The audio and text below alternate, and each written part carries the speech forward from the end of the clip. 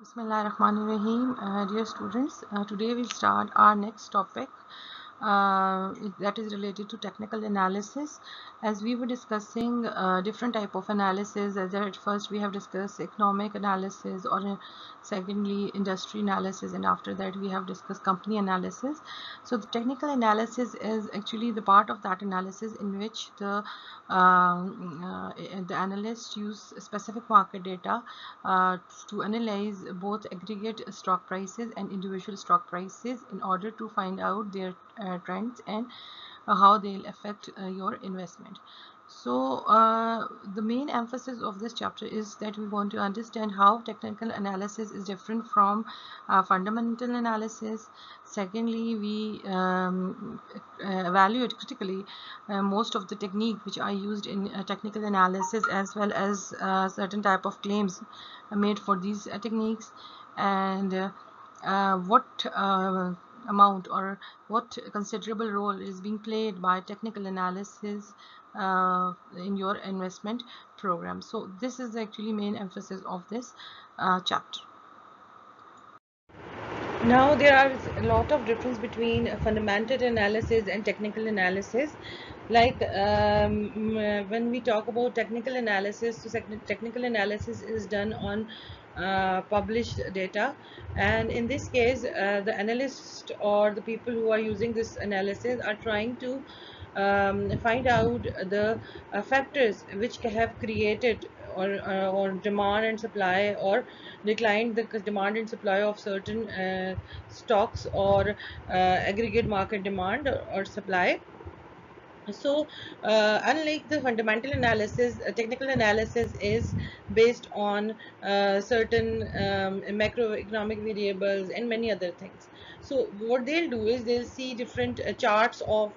stock prices, and they'll use certain terminologies to describe these events, and these charts shows different type of data which will help to analyze the situation. So first of all, when we look into the data, we can see that there is a support level, like the price, the general price level, and if the general price level is at support level, so in this case the technician are actually expecting that there would be significant increase in the demand for certain stock, and that level is the level at which you are expecting that the demand of stock would increase, and the lower bound on the price is where it is expected that a buyer will act supporting the price and preventing additional price decline. So जब हम technical analysis की बात करते हैं ना, तो technical analysis में actually आप ये देखते हो कि वो क्या चीज़ है जिसकी वजह से आपकी मार्केट डिमांड में और किसी भी स्पेसिफिक स्टॉक की डिमांड में इंक्रीज या डिक्रीज हुई है, रादर देन कि आप उनकी जनरल डेटा देखें और वैसे ट्रेंड्स देखें। आप एक्चुअली अंदर की स्टोरी फाइंड आउट करना चाहते हो कि वो क्या चीज़ें हैं जिसकी वजह से ये जो है वो ट्रेंड हो रहा है, या प्राइस इंक्रीज हो रही है, या डिमांड इंक्रीज हो रही है, सप्लाई इंक्रीज हो रही है। क्योंकि टेक्नीशियंस के में जो है वो जहन में ये होता है कि बहुत सारी चीज़ें हैं जो आपकी मार्केट में आप जो है वो स्टडी नहीं कर सकते, तो आप उस चीज़ को फाइंड आउट करते हो कि वो क्या चीज़ है जो एक्चुअली डिमांड और सप्लाई को क्रिएट करती है। तो उसी को देखने के लिए आप मुख्तलिफ किस्म के चार्ट्स बनाते हो, उसके बीच में आप मुख्तलिफ टर्मिनोलॉजीज यूज़ करते हो। जैसे यहाँ पे इन्होंने सपोर्ट लेवल की बात की है कि सपोर्ट लेवल वो प्राइस है जिसमें जो है ना आपको लगता है कि उन प्राइस रेंजेस में आपको लगता है कि किसी भी स्टॉक की जो है वो डिमांड जो है वो इंक्रीज हो जाएगी, कि लोग उस प्राइस पे चाहेंगे कि आपकी जो है ना वो स्टॉक ज़्यादा से ज़्यादा परचेज करें। तो ये इसको आपको लोअर बाउंड बताता है प्राइसेस की, कि जहाँ पे आपको लगता है कि बायर जो है ना उस प्राइस पे उनको अट्रैक्टिव लगेगी और वो उस चीज़ को खरीदेंगे। Then there is another level that is called as a resistance level, and resistance level is the level of price at which technician expects a significant increase in the supply of stock. And in other words, obviously, this would be the upper bound where the seller want to act, because they want to sell their stocks, and they want to act by selling their stock, because they'll see that they'll be getting a good price for their stocks. So any increase in that price rise will actually the seller would resist, because they'll see that the stock in hand has more potential, so they will increase their wealth. So they, rather than selling that stock, they want to keep that stock. So that resistance level is the upper bound at which the seller wants to sell the price, and beyond that level they will be reluctant from selling their stocks. So if the stock price breaks the resistance level on heavy volume, this is taken as very bullish trend and is referred to as breakthrough. So there would be a case in which the seller would be willing to sell that stock beyond that resistance level. So that would be the event would will not be expected. So that would be called as breakthrough और bullish trend. यहाँ पे resistance level की जो बात करें ना, वो ये है कि आपको वो लेवल बताएंगे जिसपे आपको लगता है कि आपका जो सेलर है ना, वो इस प्राइस पर जो है ना वो सेल करने को तैयार होगा। अगर उससे ऊपर जाएगा तो फिर वो ऑब्वियसली वो चाहेगा कि स्टॉक अपने पास रखे और उसको सेल ना करे। लेकिन अगर वो उस रेजिस्टेंस लेवल को ब्रेक करता है, तो हम उसको उस टाइप को कहते हैं कि या तो ये ब्रेक थ्रू है, या बुलिश ट्रेंड है, या आपका ऐसा ट्रेंड है जिसमें जो है ना वो एक्स्ट्रा ऑर्डिनरी जो है वो इवेंट हो रहे हैं। Now, support level actually it develops when there is a reversal in profit taking, and stock prices are actually declining, and the people who have had not purchased at this price are willing to buy those securities, and at that support level. On the other hand, resistance level is actually a level in which there is a sharp decline in the prices of your stock, and the holder of that stock is willing to sell their stock at certain point, at a certain recovery level point. So in order to gain certain amount from that, but they obviously, the resistance level shows that maximum limit of price at which the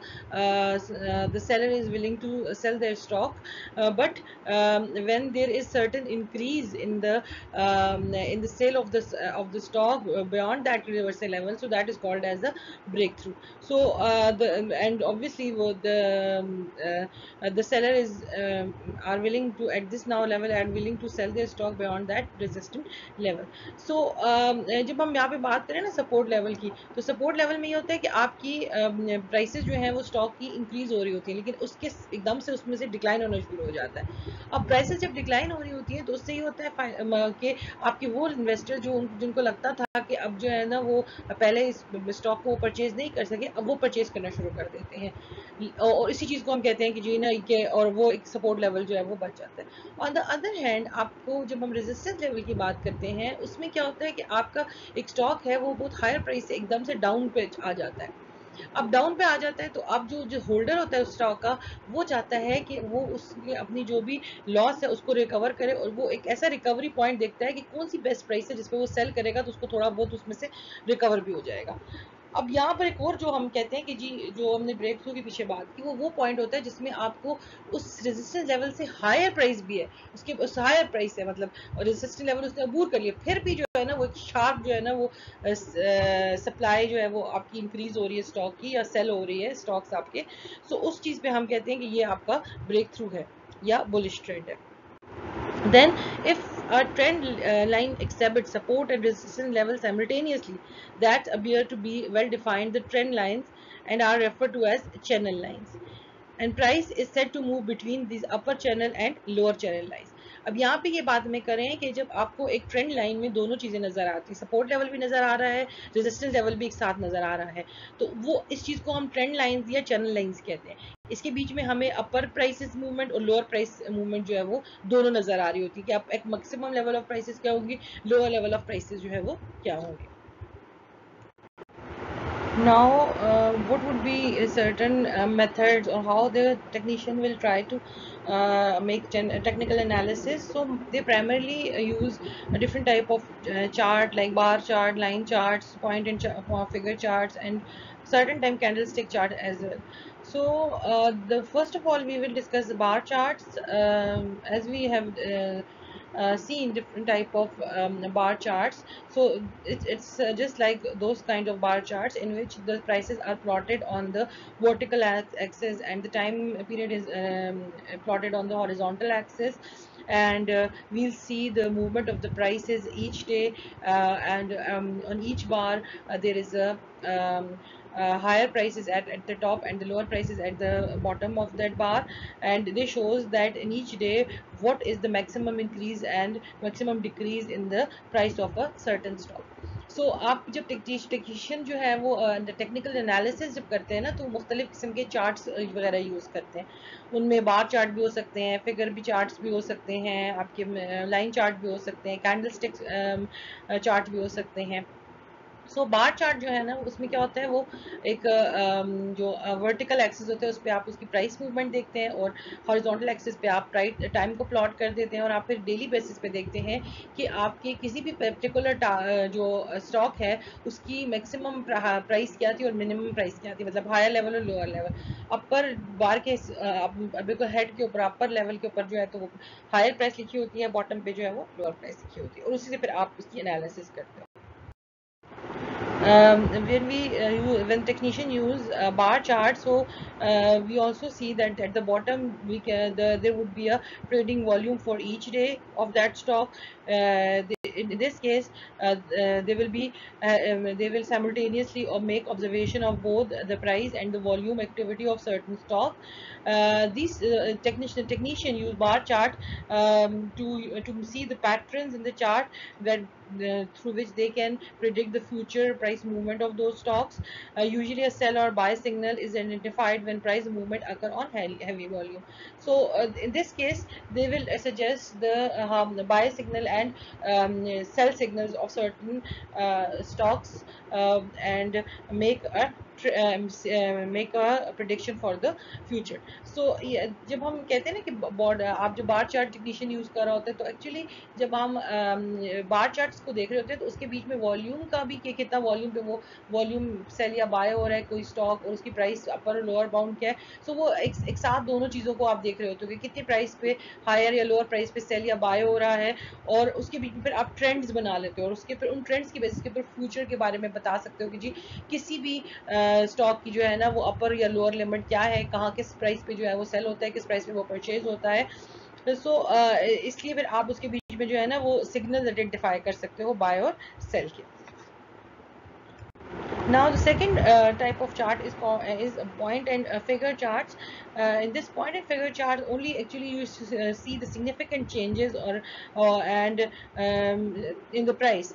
Mostly volume is not shown. The chart will show price movement only if the movement is considered to be significant for a given stock. Like if you think that this movement is such that that it will trigger the buy or sell indication of a certain stock, so in that case you will be showing that on the figure and point chart. And in this case x would be the x signal is actually used for upward movement, and o signal is used for downward movement. सो अब हम एक और जो दूसरा chart है जिसको हम point and figure chart कह रहे हैं, इस पॉइंट और फिगर चार्ट में आप जो है वॉल्यूम शो नहीं करते, बल्कि उसमें हम सिर्फ हमें सिग्निफिकेंट प्राइस मूवमेंट के बारे में, मतलब जो आपको लगे कि जो कुछ चेंज ला सकती है लोगों के डिसीजन में बाय या सेल करने में, तो उसमें आप जो है ना उस सिग्निफिकेंट प्राइस मूवमेंट को शो कर रहे होते हो. और इसके बीच में एक्स जो है आपको ये शो होता है कि अप मूवमेंट हो रही है, और जो है वो ओ जो है वो ये शो कर रहा होता है कि डाउनवर्ड मूवमेंट हो रही है prices. Now, if we consider that rupees 4 is a significant movement in the price of the stock, so both X and O will represent rupees 4, and we can also see that this pointed figure chart, many prices changes are actually compact in a small space. मतलब आप जब ये वाला मतलब figure and point वाला chart बनाते हैं तो उसके बीच में आपने जो है ना वो बहुत सारी प्राइस चेंजेस जो होती है ना वो एक जगह पर जो है वो कंप्रेस्ड होती है, मतलब आपको नजर आती हैं. और आप अगर इसमें देखें तो अगर आपको लगता है किसी भी स्टॉक के अगर प्राइस में 4 रुपीज़ की चेंज आई है और वो सिग्निफिकेंट है, तो वो दोनों एक्स और वो ओ जो है दोनों जो है उस 4 को रिप्रेजेंट करेंगे, मतलब वो ₹4 ही रिप्रेजेंट होंगे कि इसमें 4 चेंज आ गई है या नहीं आई. Now, another important method is also called as moving averages. And moving averages actually, this is the method in which we will see different averages at different time periods of certain stocks. But this type of method is used for both market and for individual stock. And they will help you to analyze the stock based upon the direction of change and the amount of change which has been occurred. So in this case, we will take an average of share price, of share price, and be given a number of days, and new values is calculated by dropping the earliest value and taking the new one. मतलब इसमें हम ऐसा करते हैं moving average में कि हम average ले लेते हैं स्टॉक प्राइस की, उसको सर्टेन डेज के साथ डिवाइड करके, और हमें उसकी एवरेज मतलब उससे पता चल जाता है कि एवरेज प्राइस जो है ना वो क्या है किसी भी स्पेसिफिक पीरियड में। फिर उसको जो है ना वो हम अगले पीरियड की उसी तरीके से पुरानी वैल्यूज़ को ड्रॉप करके नई वैल्यूज़ को लेके जो है वो हम देखते हैं। इस तरीके से हमें जो है ना वो मूविंग एवरेज जो है ना वो किसी स्पेसिफिक स्टॉक की या मार्केट की मिल जाती है। So this process is repeated daily or weekly. And the resulting moving average line represent the basic trend, and the comparison of current market price to the moving average produces a buy and sell signals for certain stocks. So in general, the buy signal is generated when actual price rise through the moving average on higher volume. Opposite of the above applies to sell signals. Like जब हम moving average को देखते हैं तो आप जो है ना मूविंग एवरेजेस जो हैं वो वीकली या डेली दोनों बेसिस के ऊपर आप कैलकुलेट कर सकते हैं, और इसकी मदद से हमें एक ट्रेंड लाइन जो है वो मिल जाती है, जिससे आप फिर मुख्तलिफ जो करंट प्राइसेस आ रहे होते हैं उसकी बेस पे आप देख रहे होते हो कि जी बाय करना चाहिए, सेल करना चाहिए। वो सिग्नल्स आपके पास पता चल रहे होते हैं कि इस पे आपको बेल सेल करेंगे या बाय करेंगे। तो आप जनरली जब हम देखते हैं ना कि बाय सिग्नल उस वक्त जनरेट होता है जब आपकी एक्चुअल प्राइस जो होती है ना वो मूविंग एवरेज से जो है ना ज़्यादा होती है और हाई वॉल्यूम में होती है। और ऑपोजिट इस तरह होता है कि जो आपकी एक्चुअल प्राइसेस जो होती हैं वो मूविंग एवरेज की प्राइस से लो होती हैं और वॉल्यूम भी लो होता है। तो उस बेसिस पे फिर आप कहते हो कि जी आपको सेल सिग्नल करना है। Now, if we look into the specific signals for an upper turning point or the point at which you want to sell the stock, so if we see that when there is a rise which is below the moving average and it actually advances towards the actual prices, and it does not penetrate into the average line, and again started to turn down, and again down again, and from a rise the moving average flattens out of decline, and the price of the stock or index penetrates from the top. Again the stock price rise above the moving average line while the line is still falling. So in this case you will try to sell the stock. On the other hand, when all the situation is reversed, so we can say that the buy signal would be generated if all the situation turns upside down. सो इसमें अगर हम specific signals की हम बात करें ना कि आप कहते हैं कि जी किस टाइम पे आपने सेल के सिग्नल देने हैं, किस टाइम पे आपने बाय के सिग्नल देने हैं, तो अगर इसमें हम देखते हैं कि अगर आपको लगता है कि जो राइज हो रहा है स्टॉक की प्राइसेस में वो जो है ना वो एवरेज से बिलो है, मूविंग एवरेज से बिलो है, और वो पेनिट्रेट भी नहीं हो रहा है एवरेज में, सो ऑब्वियसली उस केस में फिर आपको लगता है कि जी ये टाइम है कि आप उस स्टॉक को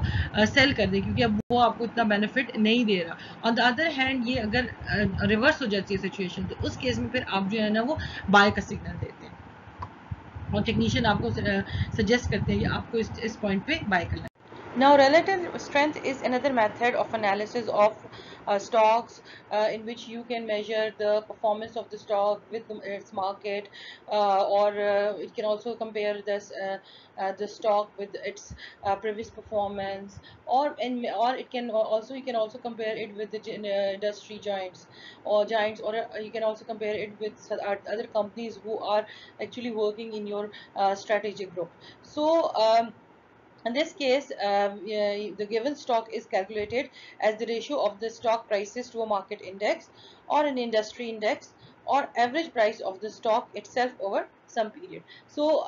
you'll be comparing the performance of a specific stock with its industry, or with other companies of the industry, or with the whole market as well. सो ये जो रिलेटिव स्ट्रेंथ है ना, तो इसके बीच में हम कंपैरिजन कर रहे होते हैं कि एक कंपनी जो है वो कितनी एक कंपनी के स्टॉक्स कितने अच्छे परफॉर्म कर रहे हैं, उसको आप मार्केट के साथ, होल मार्केट के साथ भी कंपेयर कर सकते हो, उसको इंडस्ट्री के साथ भी कंपेयर कर सकते हो, और उसमें उन कंपनीज के साथ जो आपकी इंडस्ट्री में जो है वो टॉप पर हैं, या आपके सेम लेवल के ऊपर हैं, उनके साथ कंपेयर कर सकते हो किसी खास टाइम पीरियड में कि वो कितना अच्छा परफॉर्म कर रहे हैं। तो इस चीज़ को हम रिलेटिव स्ट्रेंथ कहते हैं।